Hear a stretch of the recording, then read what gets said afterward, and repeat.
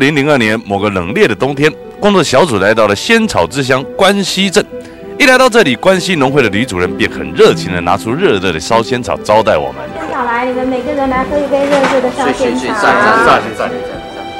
他说，吃完了烧仙草之后，身体会马上暖和。要拍东西啊，就等身体暖和再拍。但事实上，真正让我们感到暖和的，并不是烧仙草，而是烧仙草中那股浓浓的哈嘎引前味呀。烧仙草哈，在整体来讲呢，它从以前的时候呢，上古时代就有人在喝仙草茶了。但是呢，烧仙草呢，对我们客家人来讲是特别的喜爱，尤其我们客家人把它煮成烧仙草来吃的时候，它既然对我们的一些清肺啊，哈，还有喉咙啊，都有一些特殊的保健，所以现在广为流传。仙草在关西有多久的历史呢？吕主任也说不清楚。只知道仙草是关西这个哈嘎庄的特产，家家户户都在种植。他说，仙草的名称由来其实很有趣。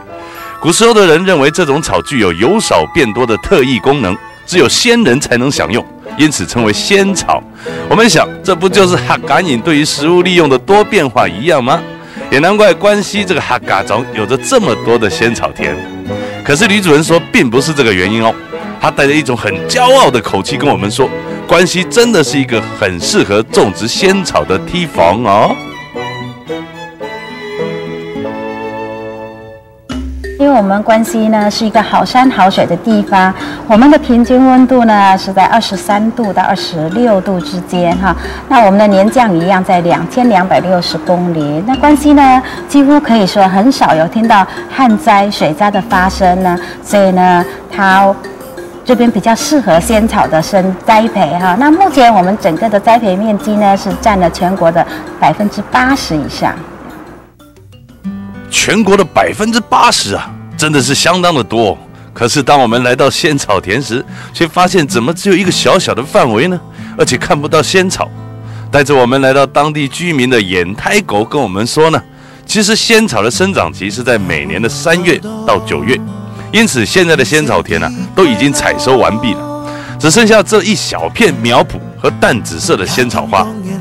但是他说，你不要小看这一小片苗圃哦，等到明年春天栽种下去的面积可是可以达到5-6分地。5-6分地有多大呢？1800坪呢，真吓人！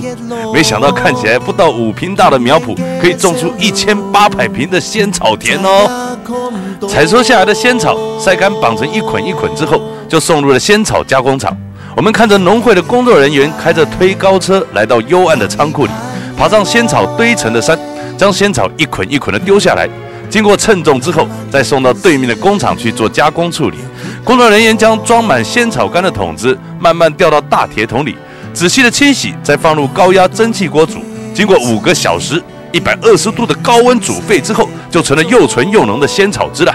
6年来，农会陆续引进不少的新型机器，并且开始制作仙草加工品，只是营运状况一直不好。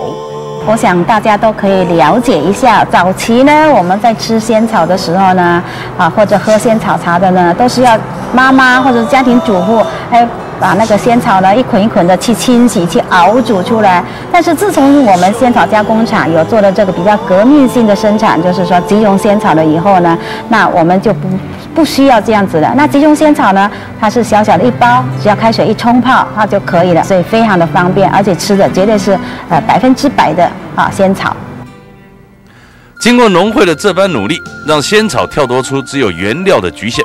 这些即溶性的产品可做烧仙草、仙草冻以及仙草料理的材料。而且不止这样哦，聪明的哈嘎关西乡亲呢，还把仙草加入平常的饮食当中，利用仙草天然的疗效，融合养生的概念，创造出许多的仙草料理。关西一个淳朴好客的小镇，将用祖先传下来的农作物咸臭作为一个契机，一步一步带动关西的繁荣与发展。